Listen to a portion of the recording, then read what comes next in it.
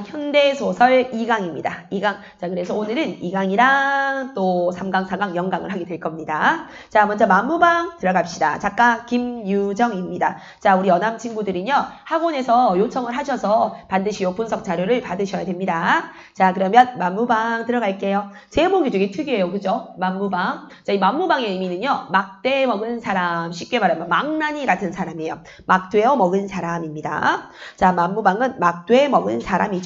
자, 막대 먹은 사람의 의미를 가지고 있는 만무방은 누구를 의미할까요? 직접적으로는 여기 나오는 이제 주인공이 2명 나오는데 응칠이를 비유한다 보시면 되고요. 자, 폭넓게 보면은 응칠이는 완전 만무방이고 사실은 이제 응호도 어느 정도 만무방이라고 볼 수가 있습니다. 자, 그러면 갈래부터 먼저 볼게요. 자, 갈래는 단편 소설이고 농촌 소설입니다. 자, 일제강점기 농촌을 배경으로 하고 있고 농민들을 주인공으로 하고 있습니다. 자, 성격은 일제강점기 소설답게 사실적입니다. 사실주의 소설이에요. 자, 사실적이고 반어적인 거 모르겠는데 내용 들어가 보면 알 수 있고, 자, 토속적, 해학적 요거 2개는 김유정 소설에 그냥 아예 박혀있는 디폴트 값이에요. 자, 그래서 김유정의 아주 고정 성격, 도속적, 해학적 성격이 있고, 자, 작가 김유정이고 시점은 전작 시점입니다. 그런데 전작 시점이긴 한데 제한적, 전지적 작가 시점이에요. 되게 신기하죠? 전지적 작가 시점이긴 한데 제한적, 전지적 작가 시점입니다. 제한적, 전지적 작가 시점입니다. 자, 우리 요 제한적, 전지적 작가 시점은 염상섭의 만세전에서 공부한 적이 있었죠. 그죠? 그래서 일반적으로 전지적 작가 시점은 모든 사람에게 공평하게 시선에서 얘기를 해주는데 제한적, 전지적 작가 시점은 특정 인물의 시선에서 그 사람의 심리에 초점을 맞춰서 그 사람의 눈에 보이는 다른 사람의 심리를 그 사람 입장에서 설명을 해준다 이런 거예요. 그래서 특정 인물의 초점에서 특정 인물의 입장에서 시선에서 이런 식으로 근데 제한적 전지적 작가 시점이라니 문학 용어가 있는 건 아닙니다. 자, 그래서 특정 인물의 시선에서 서술해주고 있는 전지적 작가 시점이고 배경은 1930년대입니다. 일제강점기 맞죠? 자, 일제강점기고 또 공간은 늘 그렇듯이 김유정 소설답게 강원도입니다.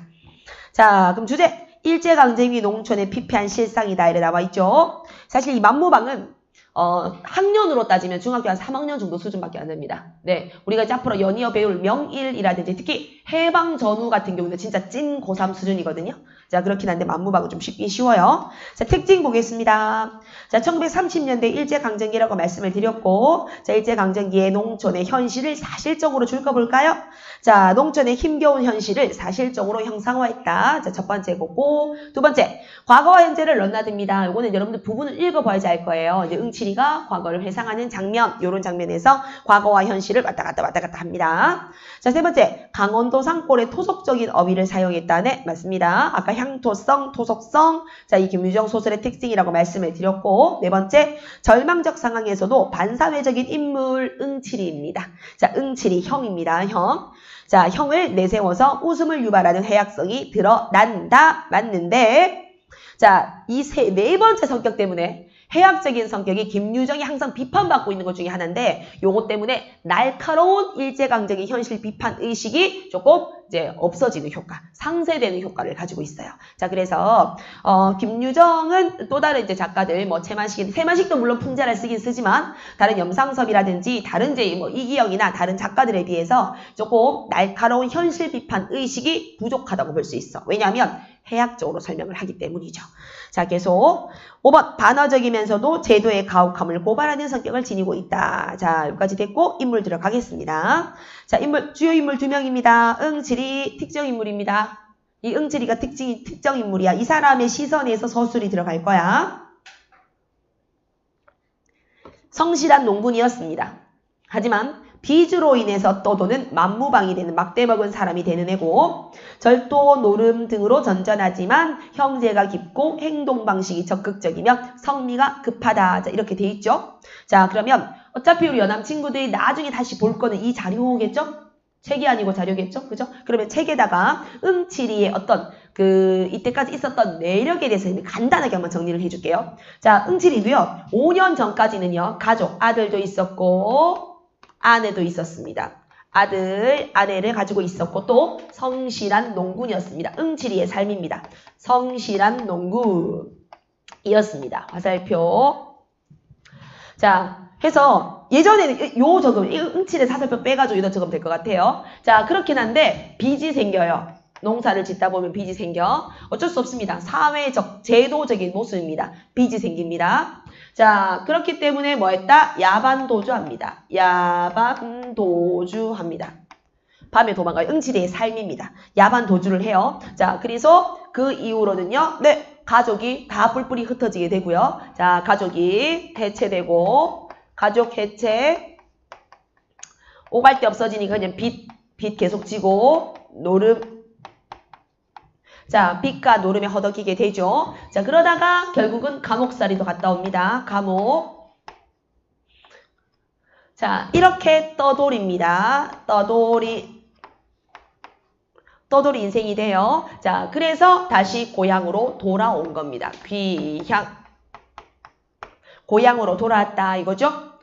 자, 요렇게 해서 이게 바로 응칠이의 5년간의 삶이에요. 근데 글 자체가 좀 짧아가지고 자, 그러면 이제 응호에 대해서 한번 살펴보도록 하겠습니다. 응호. 응호는 원래는 머슴이었습니다. 응호는 머슴이었습니다. 머슴이었는데, 네, 그리고 또 되게 성실한 농군이 그냥 머슴이었었어. 자, 그러다가 이제 결혼도 했습니다. 머슴이고, 결혼도 하고. 화살표. 자, 그러다가 1년 전쯤에, 여기서는 현재로 보자면 한 2년 전쯤입니다. 2년 전쯤에 성실한 농군이 됩니다. 자, 얘도 똑같이 성실한 농군이야. 성실한 농군입니다. 자, 근데 그 다음 과정이 똑같아요, 형이랑. 빚이 생겨요. 추수를 하고 나잖아? 추수하고 나니까 빚 때문에 다 뺏기게 되는 거예요.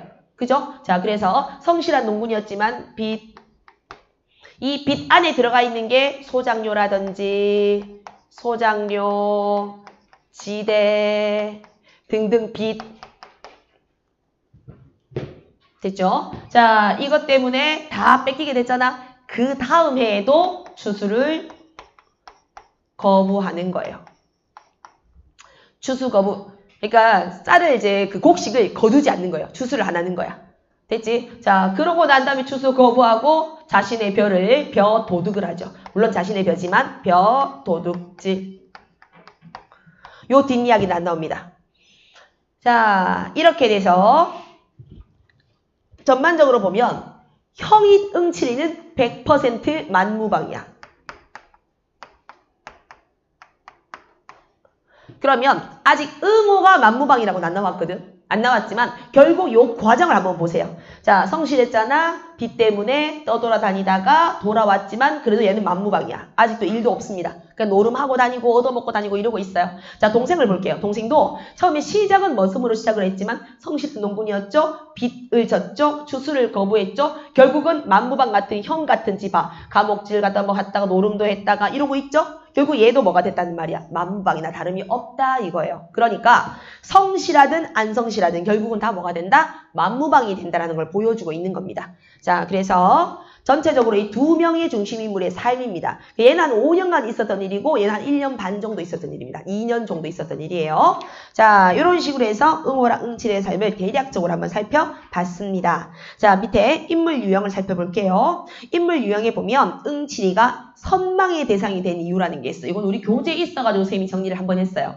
자, 애들이 부러워요. 선망의 대상으로 봐요. 왜? 응칠이의 반사회적 행동 양식이 오히려 선망의 대상이 된 것은 왜곡된 줄까요? 왜곡된 사회에 대한 냉소적 표현이다. 즉, 응칠이는 어이가 없게도 사람들이 오히려 좀 부러워해요. 자, 뭐 때문이죠? 강압적인 현실 속에서 본인들은 아무것도 못하는데 응칠이는 도둑질을 했잖아요. 그러니까 오히려 그게 사람들 입장에서는 부러운 거예요.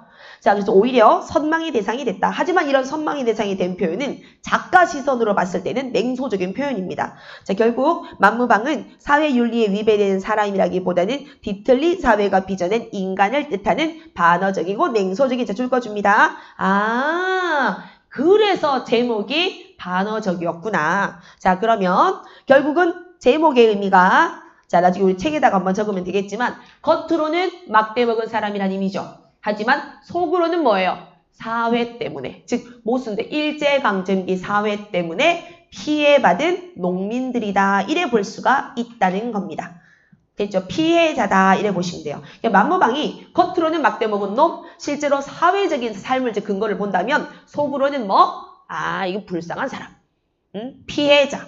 불쌍한 농민. 이렇게 볼 수가 있다는 겁니다. 자, 구성 단계 뭐 알아서 보시면 되겠고, 자, 그 다음 쪽으로 넘어가시고,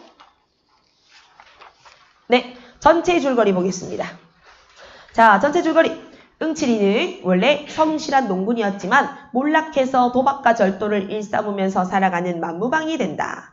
동생 응호는 여전히 성실하게 농사일을 하면서 살아가는데 그런 그가 논에서 벼를 도둑질하는 사건이 발생을 해요. 자, 도둑질을 당했어. 누군지 몰라. 사람들은 다 형인 응칠이를 의심해요. 왜? 응칠이는 이미 돌아다니면서 도둑질을 했던 사람이고 또 감옥도 들어갔던 사람이니까.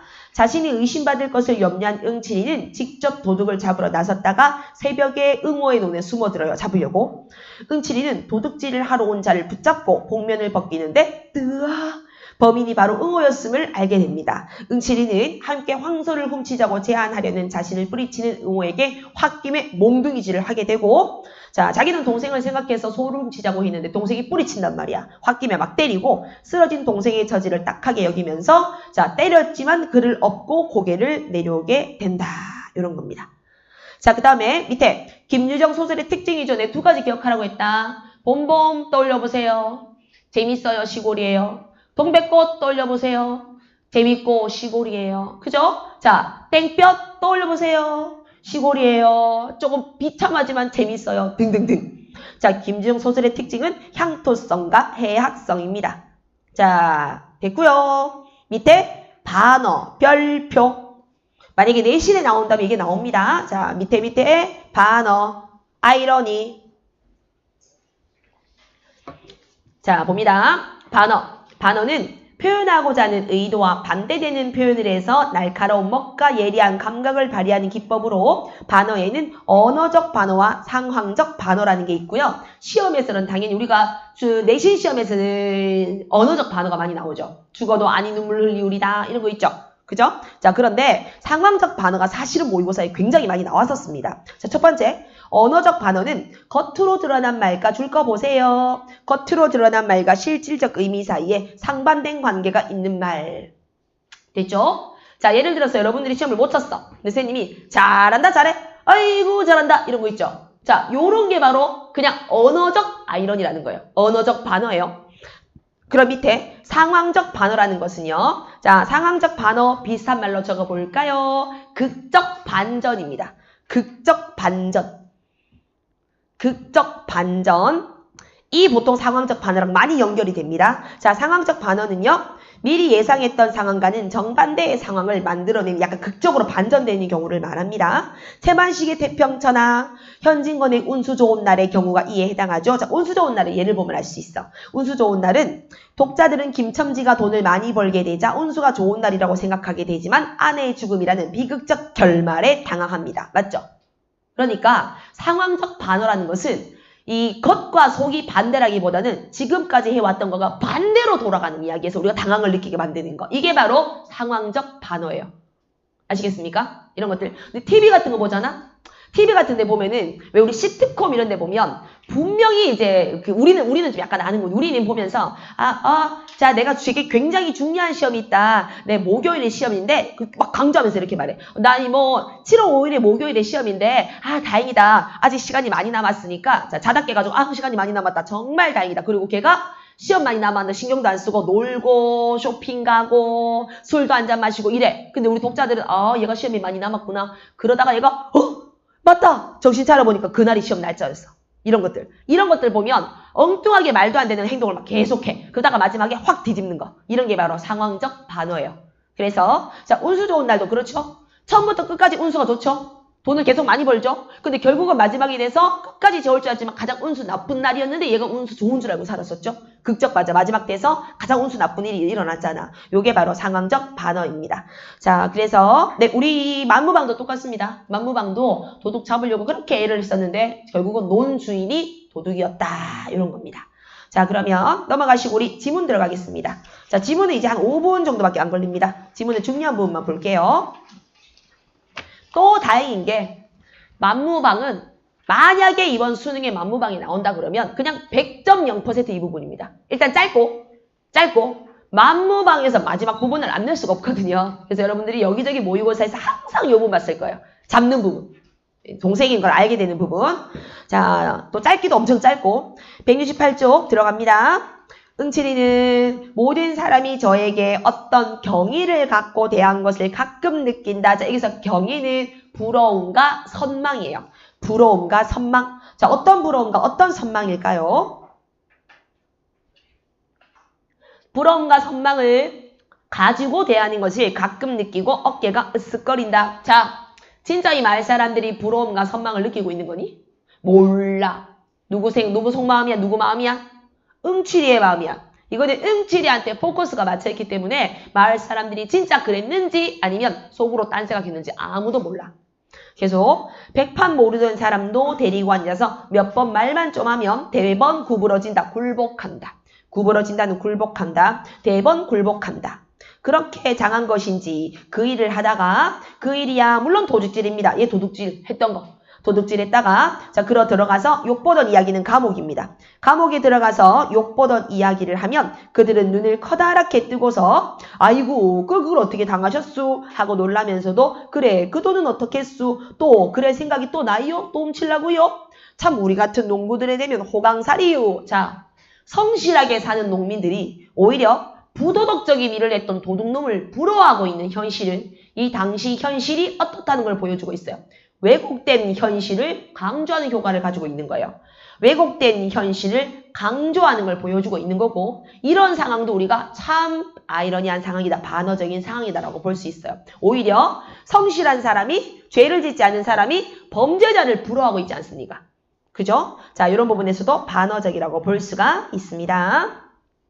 자, 계속 그렇습니까? 모순적이고 반어적인 상황이죠. 하고 참 썩 부러모형했다. 모순전 시대 때문에 생긴 현상이야. 저들도 그와 같이 진탕 먹고 살고는 싶으나 주변이 없어서 못하는 울본에서 자 누구 주변멸이 없다는 말 들어봤죠? 주변멸이 없다. 능력이 없어서 마음이 없어서 능력이 없어서 못하는 그 울분에서 그런 이야기만 들어도 자 어떤 이야기?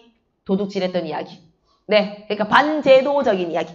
반제도적인 이야기만 듣기만 들어도 다소 위안이 되는 것이다. 대리만족이다. 이거죠. 아, 우리는 그럴 주변머리가 없어가지고 훔치고 싶어도 못하고 이렇게 이제 그냥 계속 뺏기면서 살았는데 그런 이야기만 들어도 위안이 되네. 응칠이는 이거를 잘 알고 있고 그 누구를 논에다가 거꾸로 박아놓고 달아나다가 붙들려서 경치든 이야기를 자 우리 경쳤다 들어봤나? 혼줄 났다 이런 거겠죠? 자 처벌받았다 이런 거 경치든 이야기를 부지런히 하면서 자네들은 안정 멀었네 멀었어 우월감을 가지고 있죠. 우월감. 그러니까 이제 이게 모순적인 거야. 도둑놈이 선량한 사람에게 멀었다라고 우월감을 막 얘기하고 있잖아요. 그러니까 이 자체가 지금 모순적인 현실이죠. 하면서 흰소리를 치면 흰소리는 허풍을 치면 그들은 옳다는 뜻이겠지. 묵묵히 옳다는 뜻이겠지. 누구 속마음입니까? 누가 말하는 거예요? 이거 서술자입니까? 서술자면 이러면 안 되죠. 서술자면 get을 빼야죠. 맞죠? 서술자라면 옳다는 것이다. 이래야지. 근데 갑자기 옳다는 것이겠지. 누구 서술이에요? 응칠이 서술이에요. 그죠? 자, 그래서 응칠이의 서술이었습니다. 그래, 뭐 옳다는 것이겠지 뭐. 지그들이 뭐 부러워하겠지 나를. 묵묵히 고개만 끄덕끄덕하며 속없이 술을 사주고 담배를 사주고 하는 것이었다. 끝까지 농민들의 속마음 모릅니다. 우리는. 몰라요. 왜? 응칠이만 얘기하거든요. 그러니까 이 보면서 응칠이가 진짜로 이 농민들이 응칠이를 부러워하는지 아니면 한심해하는지 우리 끝까지 몰라요. 근데 아마 문맥적으로는 부러워하는 것 같아요. 그죠? 자, 계속. 그런데 이번 별을 훔쳐간 놈은 응칠이를 마구 넘보는 모양 같다. 이것도 모르잖아요. 봐요. 또 응칠이 시선이잖아요. 그죠? 우리는 이제 끝까지 알기 때문에 응오라는 걸 알고 있잖아요. 자기 논에 자기 별을 훔친 거잖아요. 뺏길까봐. 추수해버리면 뺏길까봐. 자, 이 말은 노도 실력이 좀 좋았나 봅니다. 이렇게 생각하면 응칠이는 더 괘씸했다. 그는 물풀의 몽둥이 재질이에요. 물풀의 나무 몽둥이를 벗삼아서 논두끼를 질러서 산으로 올라간다. 이슥한 금음은 칠야다. 자, 칠흑 같은 밤이다. 길은 어둡고 흐릿한 언저리만 눈앞에 아물아물거린다. 잘 안 보인다. 자, 중약부문 줄거리 이제 응오의 논으로 갔습니다. 동생 논에 들어온 도둑을 잡아주려고 간 겁니다.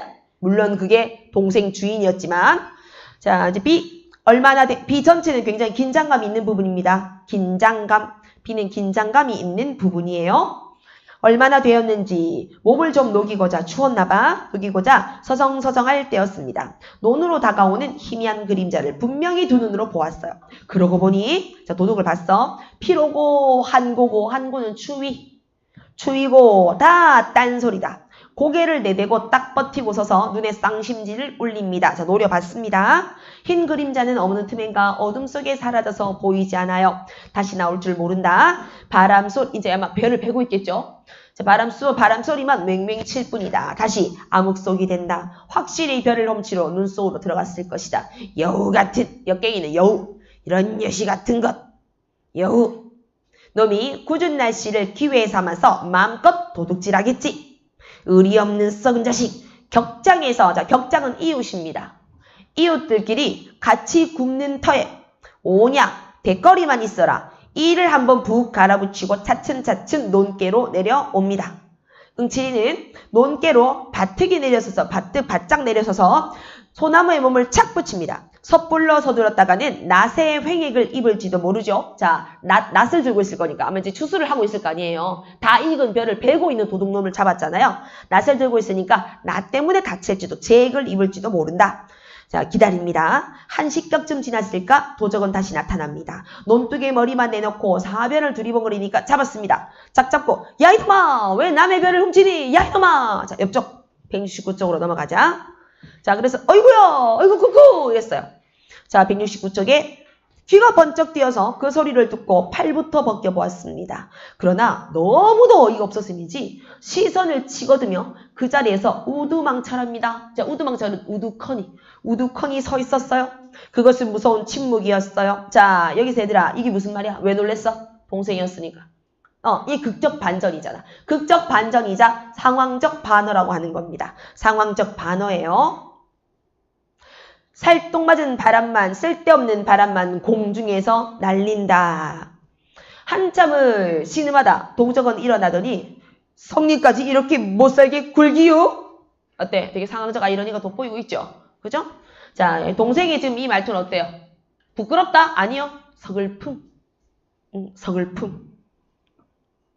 제법 눈을 부라리며 몸을 획 돌린다. 그리고 느끼며 울음이 복받친다. 서글퍼서 보침도 내버린 채 내가 먹는데 누가 뭐래 하고서 갑니다. 이게 서러워서 그런 거겠지. 근데 이 말 안에는 자기도 사실 이거 주술을 해가지고 갚고 소장료도 내고 이래야 돼. 그런데 못 빼. 베는 순간 빚쟁이들이 다 들어올 거거든요. 그러니까 자기가 밤에 몰래 훔쳐서 자기 걸 먹는 거예요.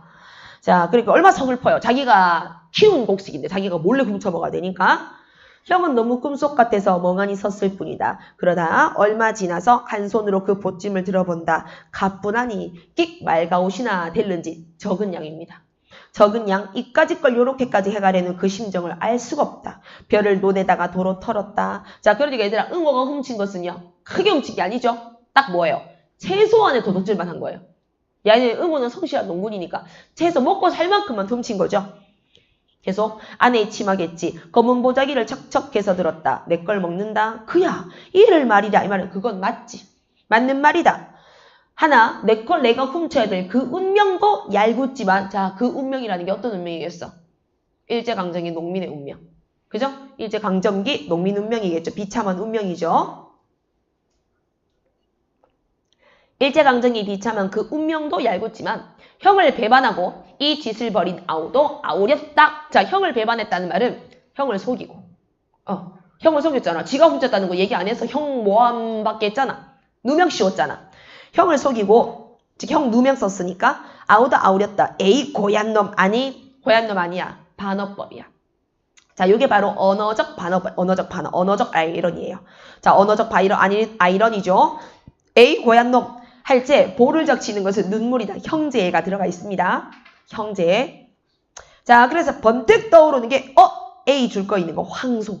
야, 황소를 훔치면 되겠구나. 얘는 진짜 찐 나쁜 놈이잖아. 황소를 훔쳐야 되겠다. 자, 이제 밑에 말 들어갑시다. 말. 서술 끝나고 말.